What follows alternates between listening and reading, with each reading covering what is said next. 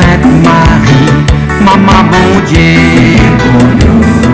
Saint Michel, tout bon ange bon Dieu pour nous. Saint Jean-Baptiste et Saint Joseph, priez pour nous, priez pour nous. Bonjour à tous, bonnes frères, bonnes sœurs, mauriciens, mauriciennes ici et d'ailleurs. Merci de nous rejoindre dans nos programmes Un Saint, Un Sainte, chaque jour. Dans ce programme-là, nous pouvons l'occasion de faire un peu connaissance avec bonnes saints, bonnes saintes, qui l'Église invite nous pour célébrer chaque jour. Et nous pouvons aussi demander prier pour nous et prier pour nos familles. Aujourd'hui, 24 août, l'Église invite nous pour célébrer mémoire Saint Barthélemy. Saint Barthélemy, patron ban boucher, ban tanner, ban qui travaille avec la peau, ban relieur, ban menuisier, ban charpentier, ban profession qui est associée avec le travail du cuir, parce qu'il est écossais vif selon la tradition. Il est invoqué comme protecteur contre les maladies nerveuses et les convulsions, les maladies comme l'épilepsie. Et aujourd'hui, nous profitons aussi pour saluer les Barthélemy, les Bartholomé, les Bartholoméus et les Bartholomé féminins. Dans la rue, en la ville, en Arménie, il y a un homme qui peut avancer, entouré avec la foule en colère. Un soldat romain peut traîner brutalement. Ce crime, c'est quoi? Il finit l'annonce Jésus-Christ comme le seul Dieu vivant. Il finit refuse pour sacrifier aux idoles, alors il finit écorce vif, il tire sur la peau, au lit. Et quand ça va passer, il n'a pas fini de faire aucun tapage. Il n'est pas fini de crier, il n'est pas fini de révolter. Mais il reste toujours en prière jusqu'au dernier bout. Sa martyre-là, il y a une martyre choquante, mais c'est celui de Saint Barthélemy, qui est un des 12 apôtres de Jésus-Christ. Et derrière ça, l'horreur sur l'exécution, sur l'écorce, tire sur la peau au lit vif, nous trouve une fidélité inébranlable, un amour pour le Christ plus fort que la douleur. Barthélemy, aussi appelé Nathanaël dans l'évangile de Jean, est originaire de Cana en Galilée. Il vit à l'époque du 1er siècle d'un monde juif qui vivre la domination romaine marquée par une attente, qu'ils étaient pu attendre les Juifs à l'époque-là, ils étaient pu attendre le Messie. Donc, ils vivent dans une période contenant sa l'attente messianique, et puis en même temps, il y a une tension politique et une ferveur religieuse quand même. Le Christ appelle lui, dans le premier jour de sa mission, étant Philippe, Tchaldiali, nous venons trouver celui qui la loi et que les prophètes fin causer, Jésus de Nazareth. Barthélemy répond avec un sarcasme, un scepticisme, il ne peut pas croire, hein?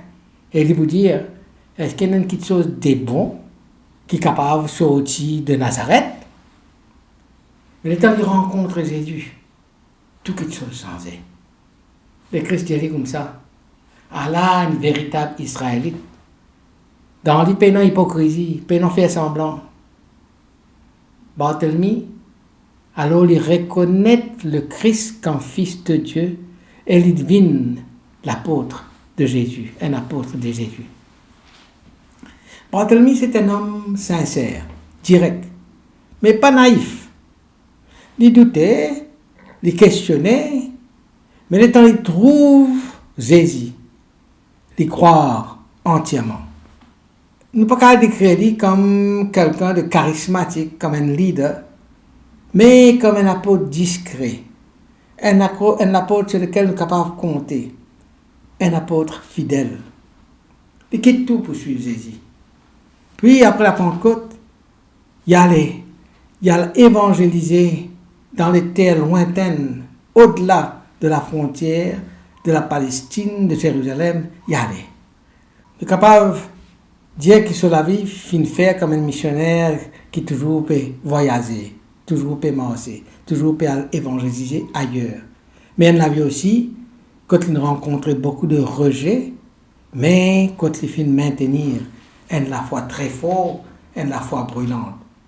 Selon la tradition, après la résurrection, après la Pentecôte, il évangélise l'Inde, l'Irak, l'Arabie et surtout l'Arménie. Quand là-bas, il convertit un des rois qui s'appelle Polymios. Le fait qu'il réussit à convertir le roi Polymios, ça finalement la haine d'un prêtre païen.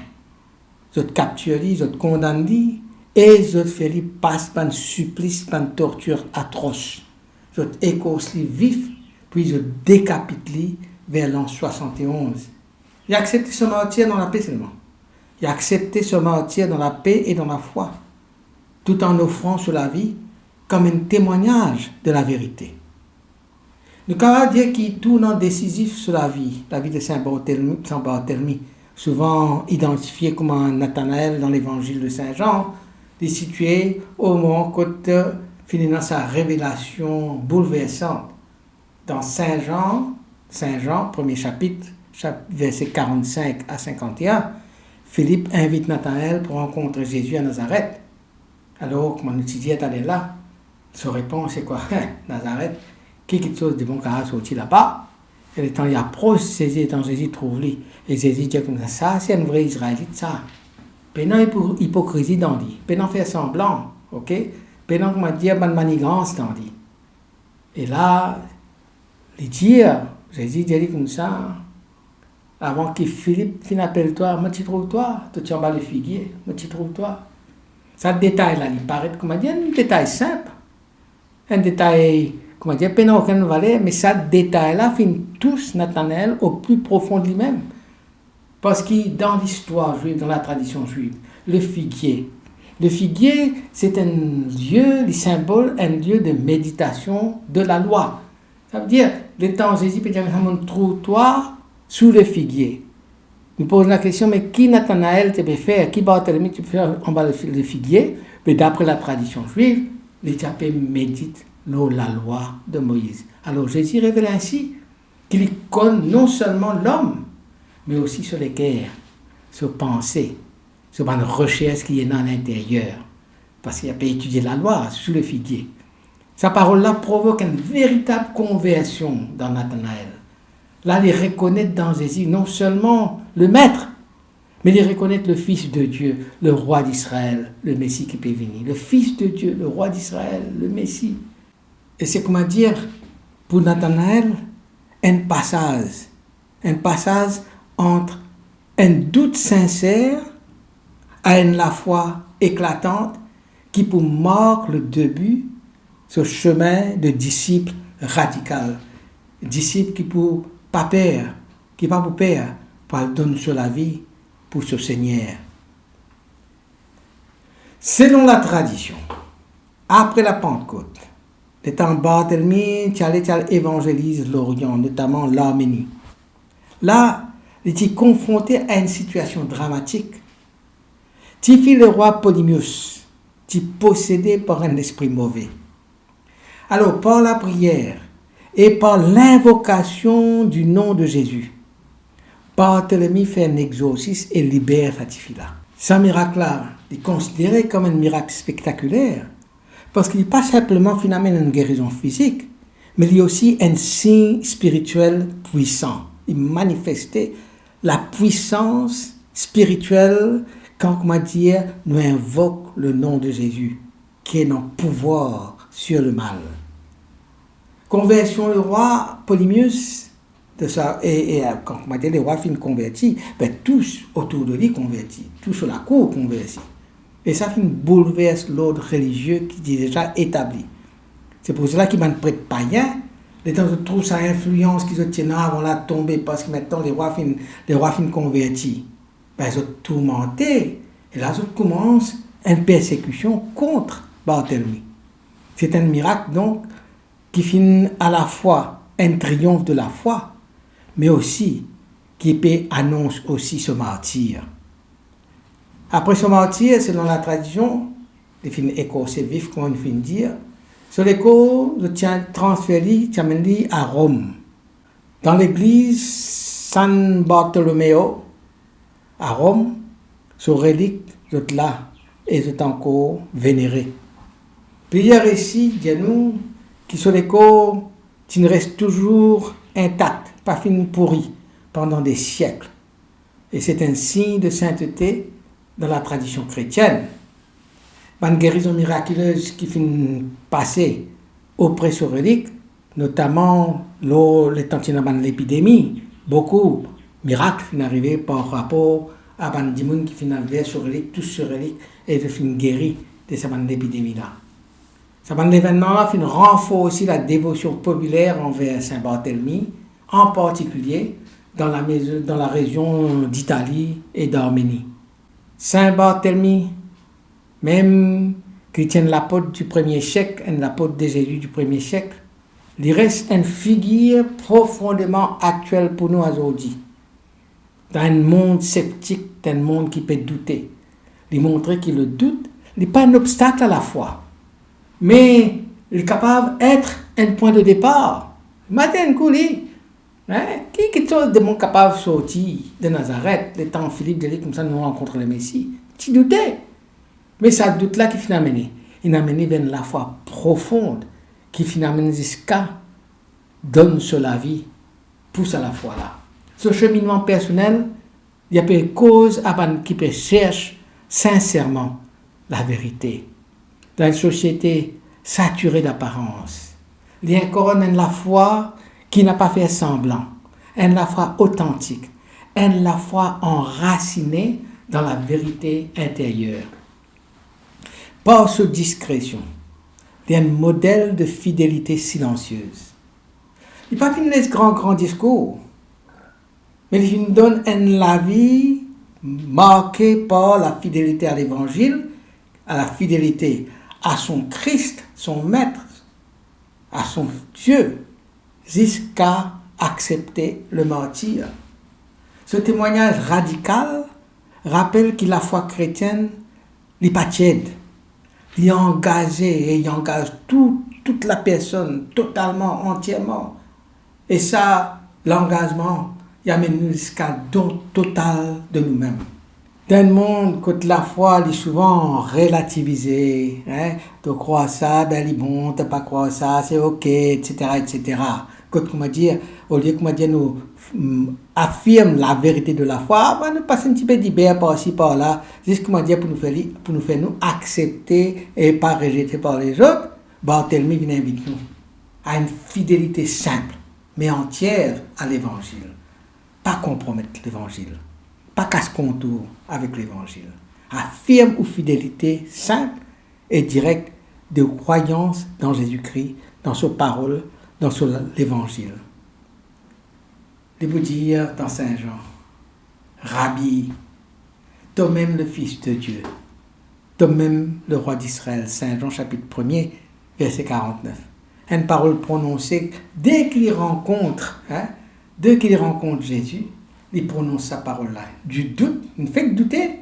Et là, il a une parole comme ça, Rabbi, toi-même le Fils de Dieu, toi-même le roi d'Israël. Une parole qui est prononcée avec une intensité théologique remarquable, une connaissance de Dieu remarquable à travers sa parole-là. Il anticipe la foi pascale des apôtres, bien avant la résurrection.